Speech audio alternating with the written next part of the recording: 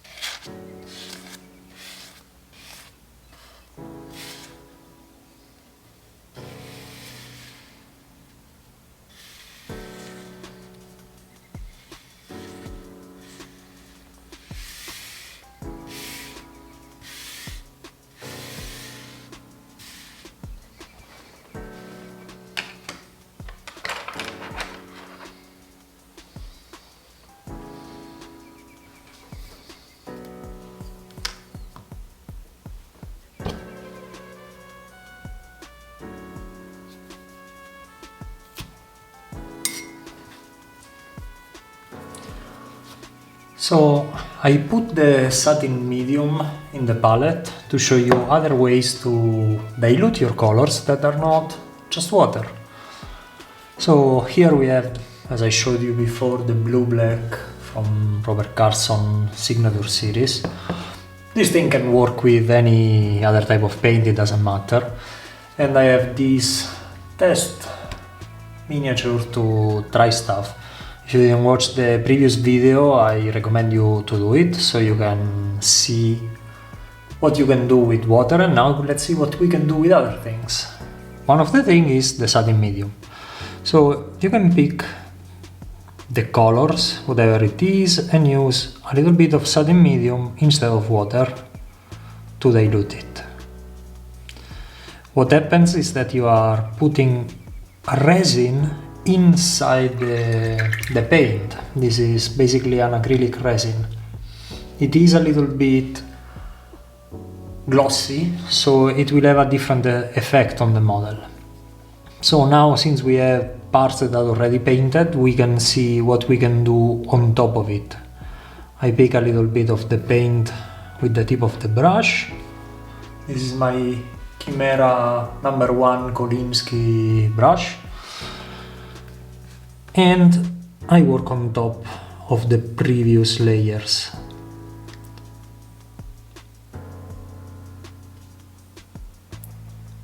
Easy as that. You can also pick it alone and wet your brush and feather out the edges of what you did. A little bit like a wet blending. You can go over the previous layers and mix directly on the miniature with this, if you like.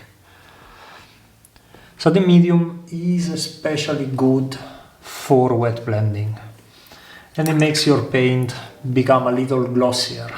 This is one of the characteristics of the Satin Medium that we put in our basic set. So you can decide to dilute your paint with a thing like this to achieve a better wet blending, a little bit of transparency, and slower drying time, as you can probably see, and also satin effect on the miniature. So this is one way to do stuff. A similar thing you can achieve with a gloss medium, for example. I have a gloss from Vallejo right here, and it does the same type of job. The only difference is that it's more glossy than our Satin Medium, but the behavior is quite similar, so I can show you right away. And you can mix it directly on your palette, as you can see. You can use it inside the color to make it more transparent, and then apply it on top of your already painted areas. We will see the differences between the two in a moment when they dry. So I'll do the exact same thing. I'll clean the brush, dry the brush very well, pick up a little bit of gloss and put it on the edges of what I painted to wet blend a little the previous layer.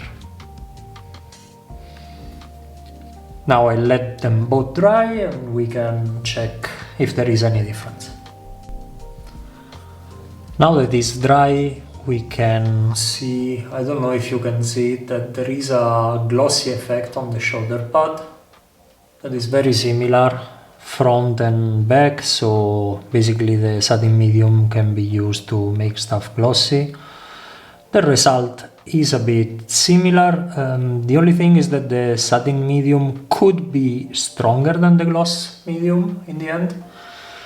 So it's better if you dilute it more a little with water. And then you have a more soft effect. But the two things work very similarly. The difference that you will find is on the palette and on the painting on the model, because the opening time of the Satin Medium is way longer than the Gloss Medium. So if you do wet blending, Satin Medium is way better. If you just want to do glazing, maybe a Gloss Medium could be better.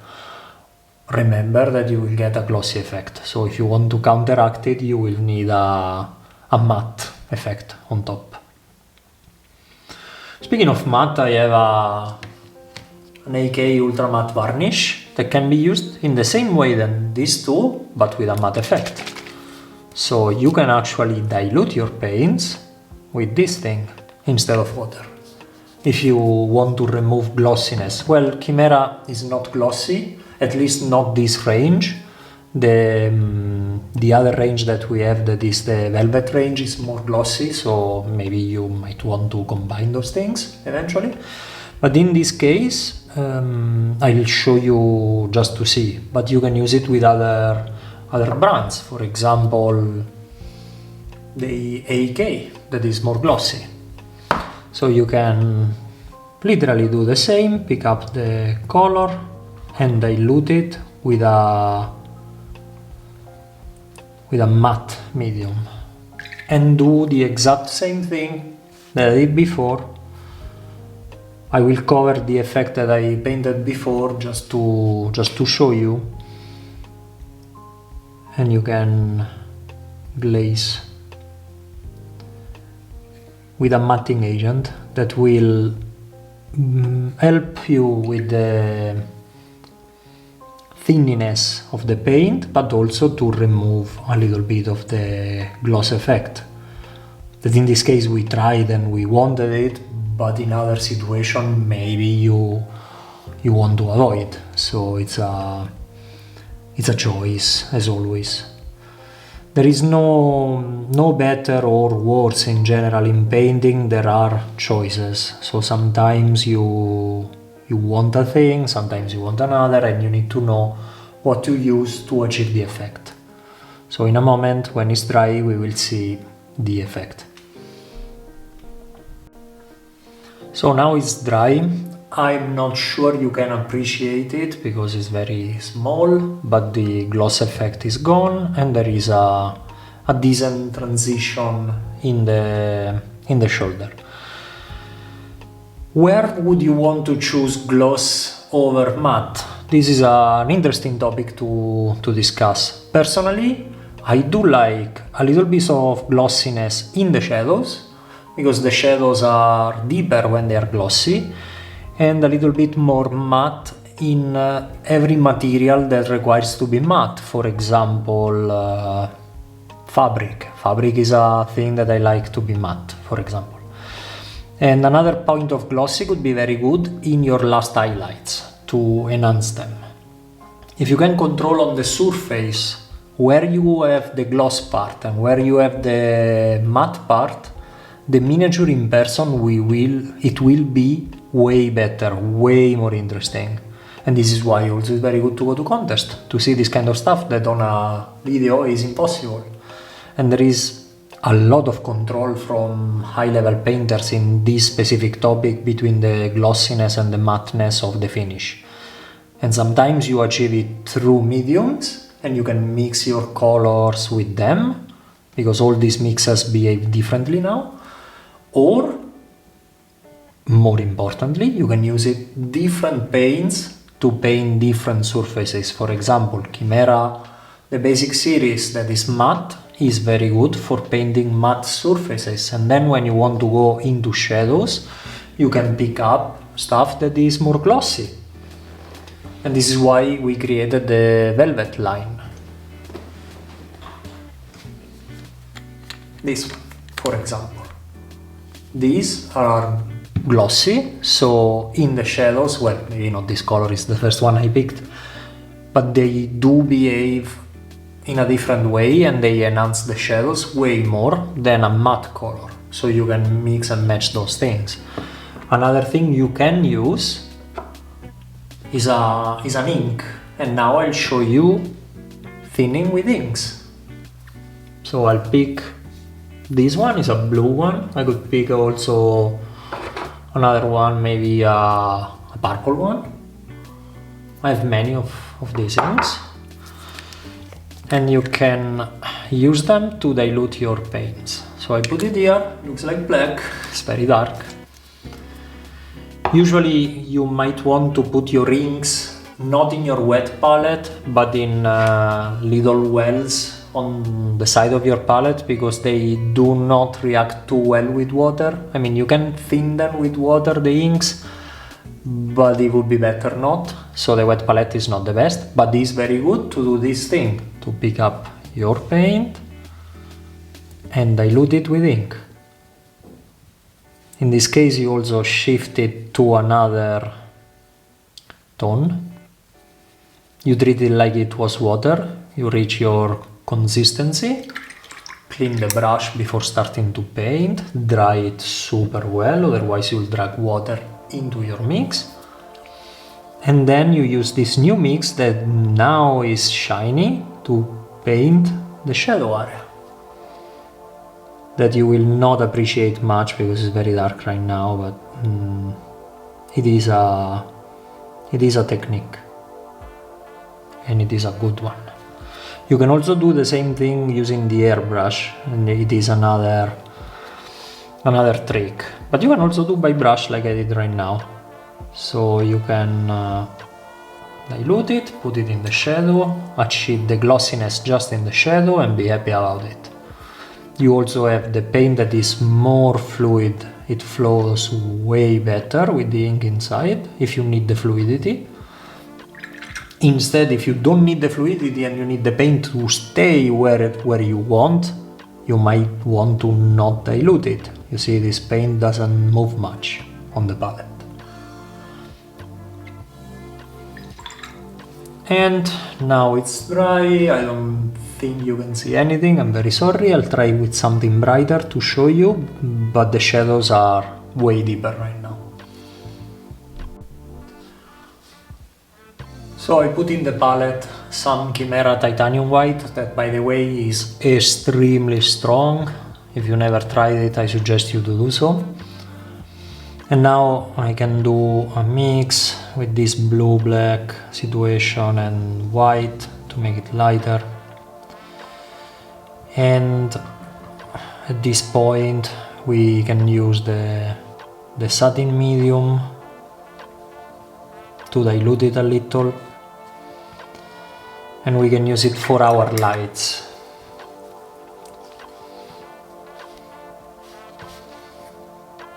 So I cover what I did last time, put a light here.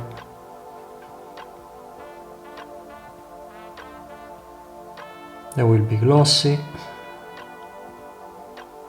Well, glossy. Satin. You can also do intermediate tones just to be sure, so you can add a little bit more of the previous color, the blue-black,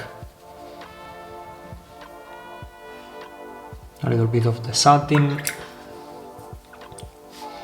And then since the satin medium leaves quite a bit of opening, you can mix it directly on the miniature, this color, and achieve an easy gradient. Don't be fooled, by the way.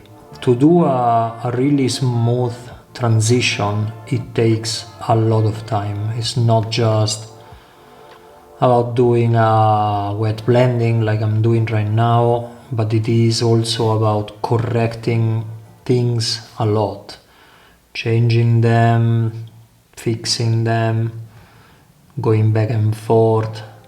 Going back and forth is quite important in painting if you want to achieve excellent results. So I'm wet blending. As you can see, the satin medium gives a ton of opening time to the paint. And in the end, if you don't like the finish because you prefer a matte finish for some reason, well, you can also use a matting agent and be done with it. So now we'll wait, but the gradient will be better than if we used water actually with this. So now it's dry, the gradient is quite decent, and it works really fast and well. So if you have trouble blending and doing gradients, satin medium, eventually gloss medium makes your life easier. Why so? Because a glossy surface looks smoother than a matte surface. Doing a transition, a smooth transition with matte paint is a bit more difficult because matte paints are more unforgiving. But when you manage, it's more beautiful, honestly, in my opinion, in person. So if you want to do a matte gradient, it will take more time, maybe using a matting agent as a medium, or even better, if you have matte paints, you can use my favorite, that is a Winsor & Newton Flow Improver. This guy will leave the paint matte as it is and allows you for amazing glazes if you need them. Put it here, it's very transparent, very invisible, but you really can use it for gradients. I'll try in this lower part area and do a bit of darker color, and I use the Flow Improver.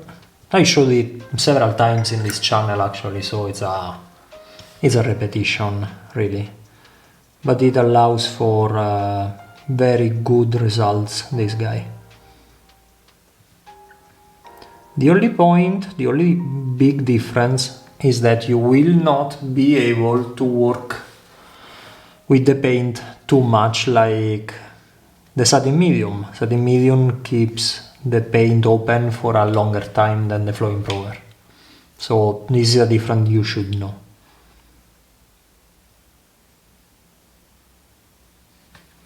I picked up a darker color to blend the edges better.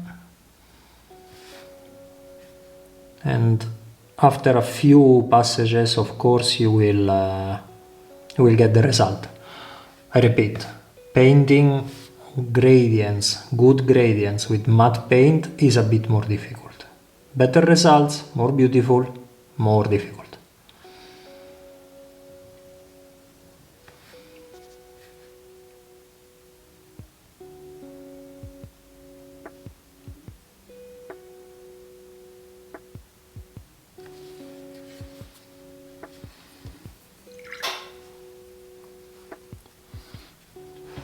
It's already happening. I need a dark color.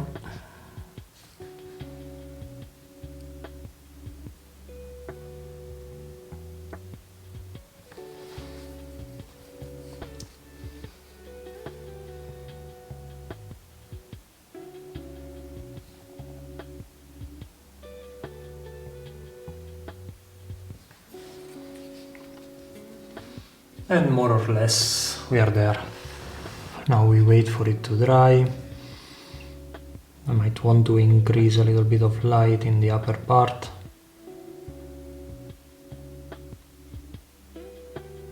Well, it's just a fast demonstration, so I don't need to do it perfectly anyway. But this guy, the flow improver, works really well. And you can do a lot of stuff with it. Really a lot. So I recommend it, and if you struggle to blend with matte colors, this is perfect for you.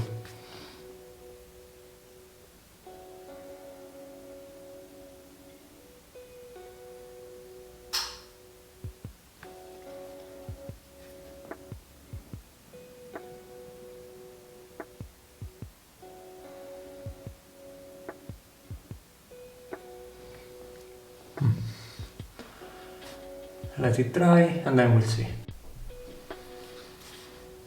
Okay, now it's dry and it looks quite okay. So yeah, flow improver is a must. Another product that is very interesting is the Magic Mix from Glossiness. It works almost like the Satin Medium. Okay, here it is. But it behaves a touch different, so it will almost transform your paint in a milky type of consistency. The paint behaves differently, it stays open a bit longer than normal. Well, the Satin Medium too, we saw it. It's easy to blend. And it's very useful for painting, for example, skin tones and such, where you don't want to be completely matte, because skin tones are not matte. And so the flow improver will not work. And also gives you a very good amount of opening time on the miniature, so you can mix stuff directly on the miniature and obtain very good and nice results. It's the feeling on the brush is a bit different than the Satin Medium, so maybe if you don't like the Satin Medium how it behaves and the finish, you can try the Magic Mix. They behave similarly, but with enough difference to be maybe interesting to try. My go-to product is usually the flow improver anyway, but this is for you if you prefer stuff more glossy and with a satin kind of finish and with the sensation like painting with heavy bodies. So I suggest that product for this reason. Another mention with the mediums is using a thinner for the airbrush. You can use it also with your brush, just be careful to clean it very well, because the brush will not take it too well. In a pinch is very useful, but if you have the other products, I would suggest you to stay away from it. Now, one last important topic. Going back to thinning with inks your paints, you can do the same with other paints, thinning paint with paint. Why would you want to do this? Well, to mix properties from different brands and with different characteristics, from different lines, for example. If I pick the concentrated ink Velvet that we released in a Kickstarter earlier, this behaves a little bit like inks, but they are more thick. So I can show you side by side with an ink. You see, this is thicker. This is a white one, by the way. It's a super interesting one, also to use with the airbrush. So the ink is like this, as you can see, the behavior, and this one is a bit thicker. Not too much, but a bit. You see that it doesn't coagulate in a single spot. Now, it's glossy, like an ink. It is more transparent, like an ink. It has a punch, like an ink. So you can decide to thin a paint, like for example a Kimera paint. Instead with a white from the Kimera normal range, the pure pigment, you can choose a pure pigment version, but in the ink department, and mix them. So what you get is basically this thing that we got here, but you got it without using any other product to dilute it. And it does work the same. So now I don't know where to dry it, but I can dry it here. And it's transparent enough, it flows well enough, so you can avoid other mediums if you want, just by using another color mixed together with your paint. And in case that you need more transparency, you can use water to dilute it, because the characteristic of the ink are already there. Or if you want, you can use like the flow improver that is not altering any properties to dilute it more even, and use it to blend, for example.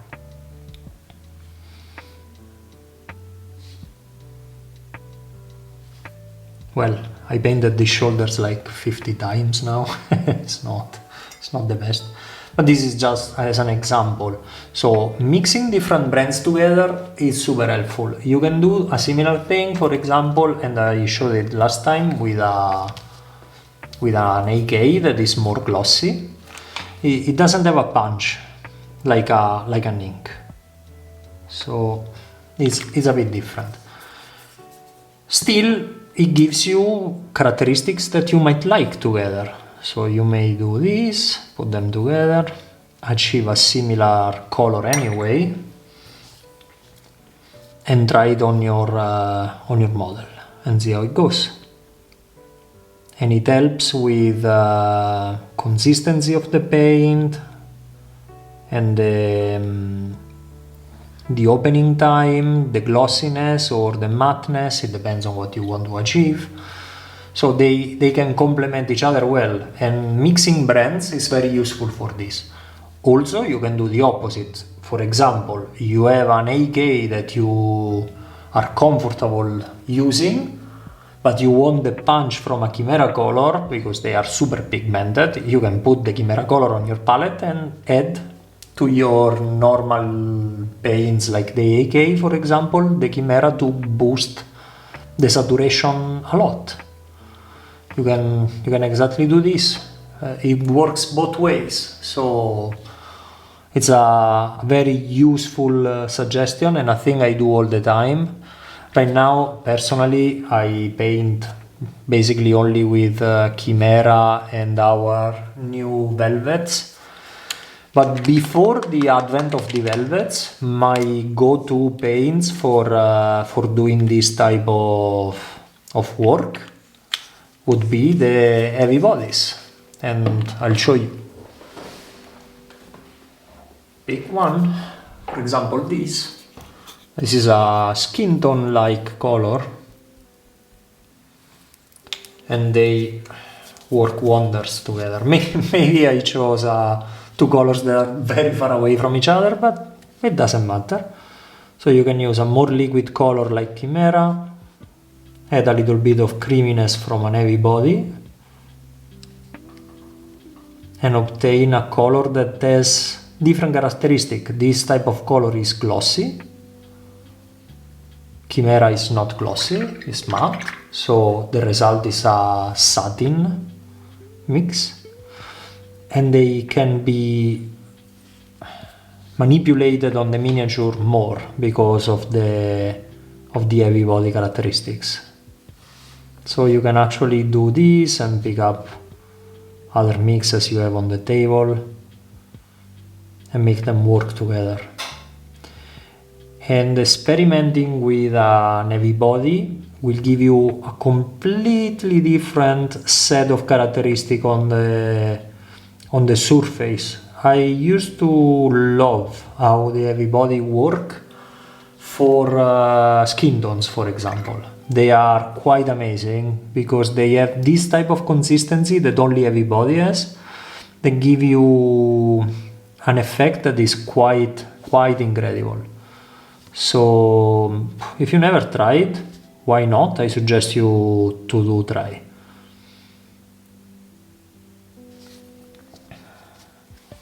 And the heavy body has this characteristic of staying open on the miniature so long that you can put another batch of color on top and do wet blending like a pro. It's super easy. And then you mix the borders and this works like a charm.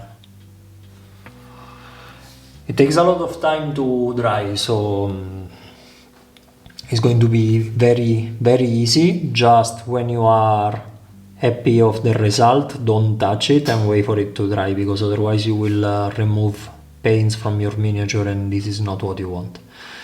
One difficult point about using heavy bodies is that they are glossy. So if you don't like this type of glossiness on your miniature, it's better to avoid them. Also, if you overuse them, they tend to make your miniature look like a candy. So to each their own. You need to experiment and try. One thing is for sure, mixing brands and type of colors for your dilution is the thing to do. It is the thing to do. It's not an afterthought, this thing. It's not a cheat video because I didn't know what to do. This is actually how I usually paint and why I mix my paints in this way. So for example, this one is one of the velvet. It's quite a punch and you can mix with other things that you already have and achieve colors that are super strong and with the characteristics that you might want. So yeah, what I am suggesting you is experiment, use different brands together, because you might discover that they work super well and your painting style could improve a lot because of it, really a lot. So go and try this. It is a revelation. As you can see, this type of velvet can change the color of what they have below super fast. So when you need a punch with color, Kimera should be your go-to paints because they are the most powerful around. No discussion about this. And now it's dry, this shoulder. It has a very nice feeling. It is a bit satin, not too strong, not too matte. It's really cute, and it was a 2-second work really. So the combination of a matte paint and a type of concentrated ink yields very good results. Now, if you ask me, what is the thing that I use the most to dilute my paints, now that you saw probably both videos, the one with water and this one with all this kind of strange stuff? Well, I tend to do a dilution based on a mix of this type of paint, my normal Kimera colors, and sometimes for the lights the AK. Actually the AK I own I think just four. There are these ones. These are my 4 go-to for the lights because they are satin and they are a little bit transparent and they mix well with Kimera. So I have these 4 for this reason. Otherwise, when I need a different type of tone, I still have the white from the velvet that is amazing to mix with whatever I need at the moment. So most of the time I do this plus water. When I need matteness, pure matteness, I always resort to the Flow Improver and the Kimera Kolors. So usually this is my combination for matte surfaces. Well, substitute the white with any color that you need or any mix that you need. For the shadows where I need the glossiness because it's more deep, I go back to these velvets, or if you don't have the velvets, I suggest you to use inks. They are very similar, these two type of colors in the end, very similar. But in any case, this helps with the fluidity, and the velvet too helps with the glossiness. They are interchangeable, so you can choose. The velvets are more they can be used in more ways than just this. You cannot use an ink in the lights, for example, while you can use the velvets in the lights. But if you don't have it or you don't want to use it, inks are good. So this is what I usually do. This is my usual experience. Of course, your mileage may vary and maybe you prefer one thing over the other. So I suggest you to try, see how it is, and let me know. Hey, thank you for watching. If you have any questions and you want to go deeper into the topic, maybe something you didn't understand, please leave a comment and I'll promise I'll check all of them and we will make new stuff for you. So if there is anything you'd like to see, please comment. And see you in the next video. Bye!